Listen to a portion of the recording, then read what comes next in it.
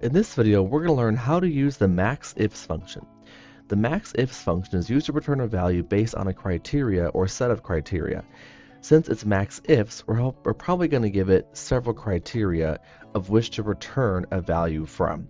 So I'll go ahead and start here in cell B28. I'll say equal Maxifs and tab it in. I have three arguments here that are required, and then I have additional arguments as well. Max range means what range are we looking through to return the highest value.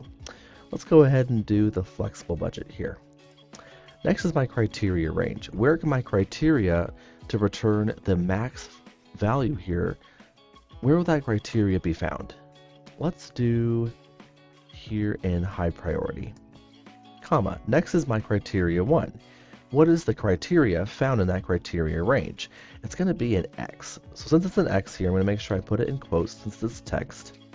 I could also do other criteria as well. I could do a second range of criteria. I could say, let's go ahead and look at the surveyed as well. And we want the highest value if it has been marked for high priority and if the survey is yes. So that was the criteria range. And then our actual criteria for the criteria range will be the word yes.